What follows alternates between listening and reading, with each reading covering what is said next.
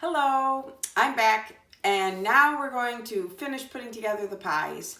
And so that you didn't watch me peeling a whole bunch of apples, I've already done quite a few.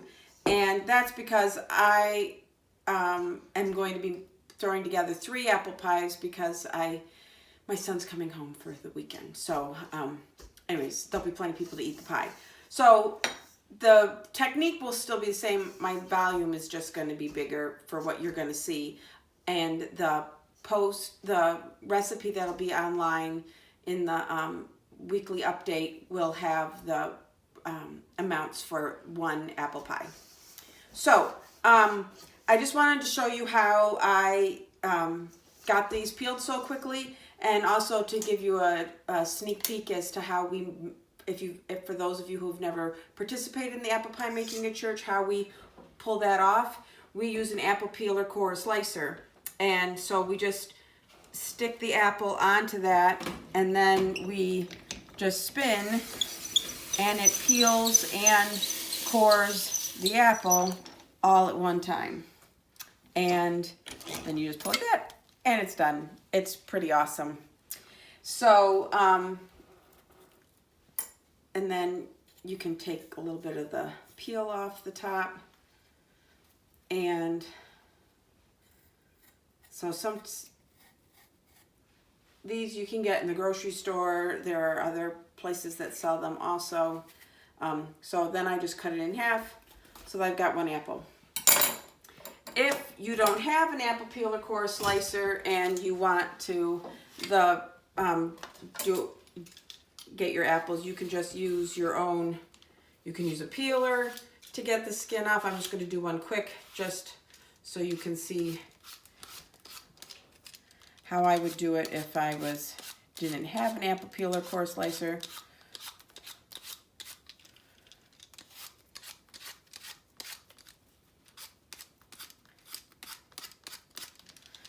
And then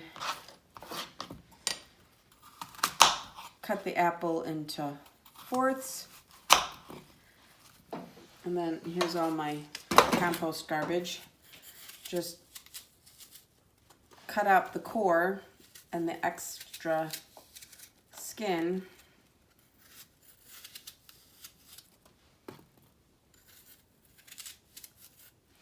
And then just slice the apples thinly. I don't like my apples too thick, so I do them thin.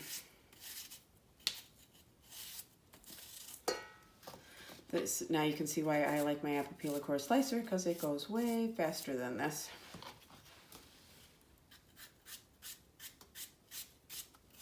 So for 1 pie, it's generally 6 to 7 apples, because you want to have about 6 cups of sliced apples for 1 pie.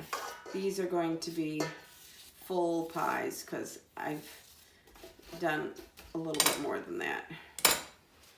All right, so now my apples are all peeled.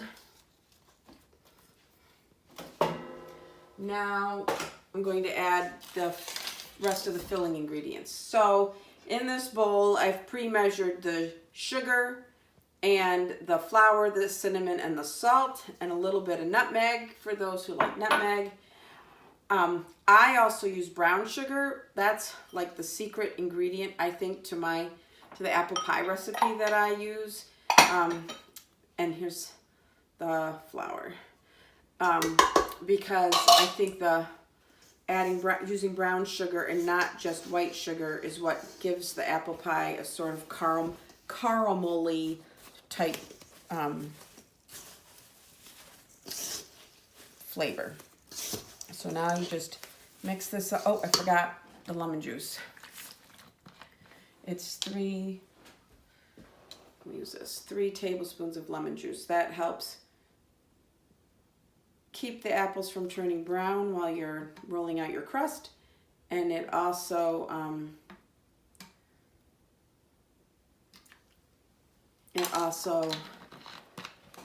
gives it just enough tartness to complement the sweetness of all the sugar.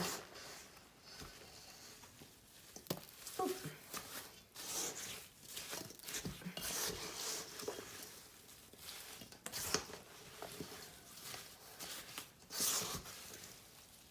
All right, that's mixed pretty well. Okay, so now comes getting the pie crust ready. So I use a pie mat, a pastry mat, and I need my rolling pin. So the key is you want to make sure you have enough flour on your pastry mat so that it's not sticking to the rolling pin or the pastry mat. And here's my pie dough that's been chilling for a couple hours now. I'm gonna pull out one ball of dough, and I sort of make it into a disc. Now, some people would say they think this dough was a little too moist. I like it this way because I figure I can always add a little extra flour to it as I'm working with it. If it's too dry, like if I put too much flour in it when it was get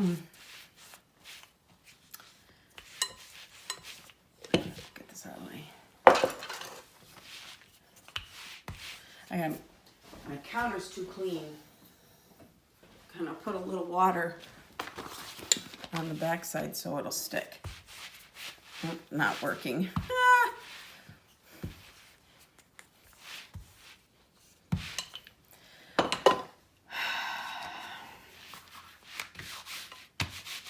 Why is this moving so much? It would be, of course, when I'm videotaping that this would be happening.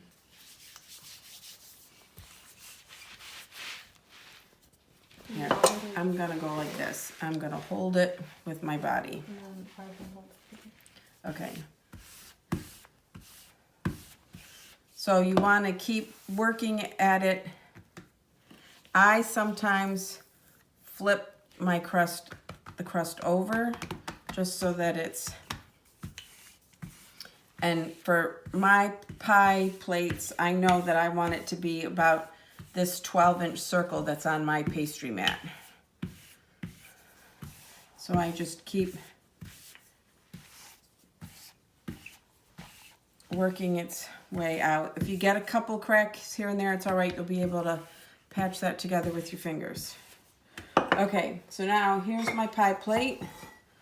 I'm gonna fold this in half this way, and then, oh, I got crumbs in it. And then in quarters, and then I pick that up, lay that in the pie plate.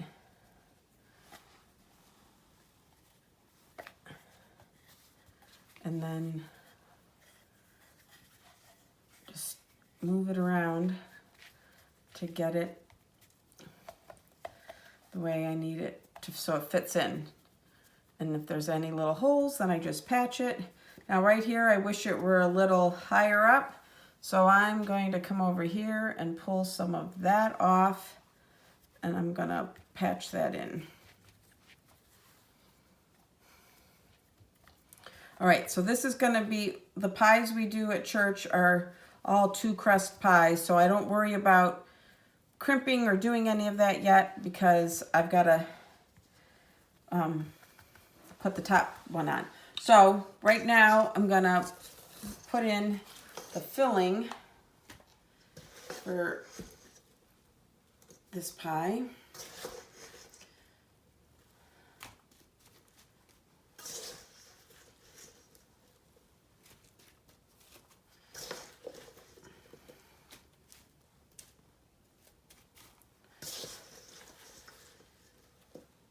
And the apples will cook down a little bit when while it's baking. So you want to have it a little heaping. And since I've got all these apples, now those apples that are left in the bowl, I'm going to be using for the remaining 2 pies that I'm going to pull together after I stop videotaping. Okay, so there's that pie. So now I need to do another pie crust to put the top on. All right, so I need a little more flour.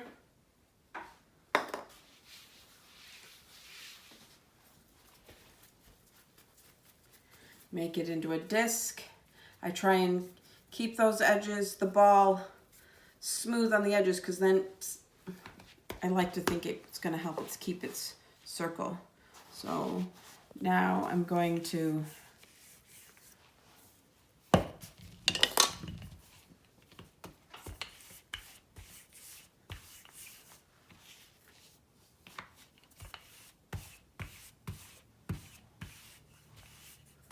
keep working my way around to get that circle.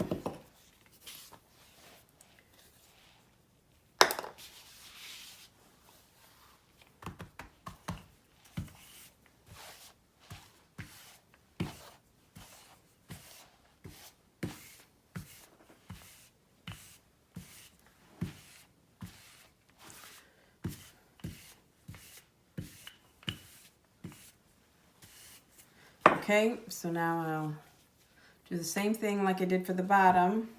Fold it into quarters. Now I'm going to lay it on top.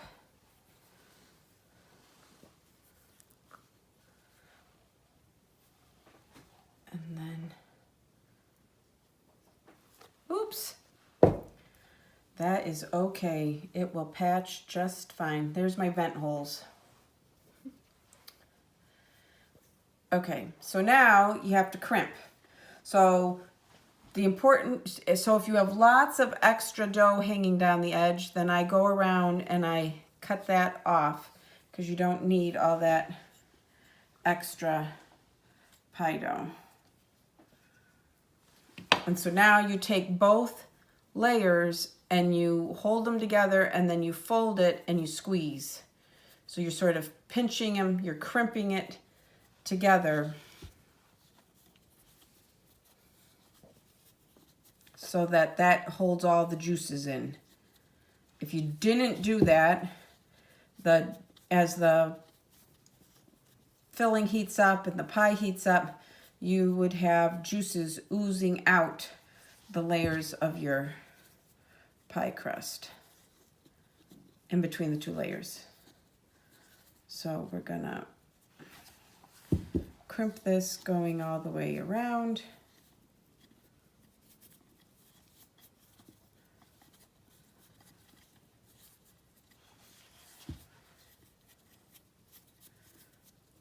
Okay, and now you can leave it like that if you want, but I like making it look a little fancier. So I use 2 fingers and my finger, and I go like this to make it have that ruffled edge all the way around.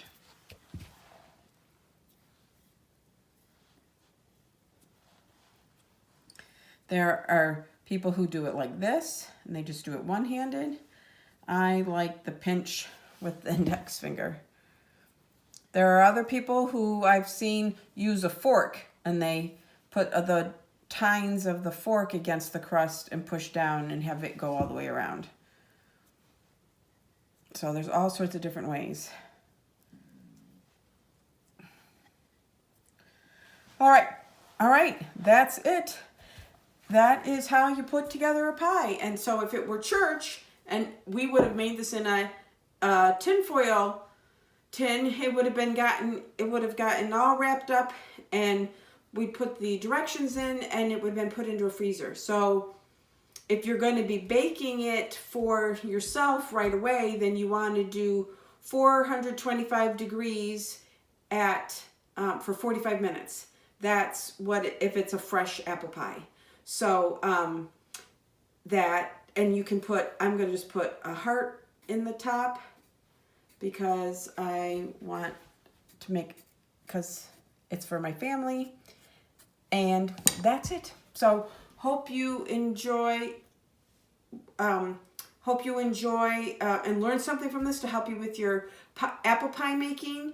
And you can check out the pie crust video if you missed that, to see how to make the pie crust. And then this is how to put it together, and I will try and get a video in there, a picture later of how it looks when it all done came out of the oven. So thank you very much. And if you have any questions, find my contact information because I'm the Children's Ministry Coordinator also, Joy Langenbach. You can find that in the on the weekly update, and send me an email, and I would be happy to answer any pie questions you might have. So take care and happy Thanksgiving. Stay safe and be well. Bye-bye.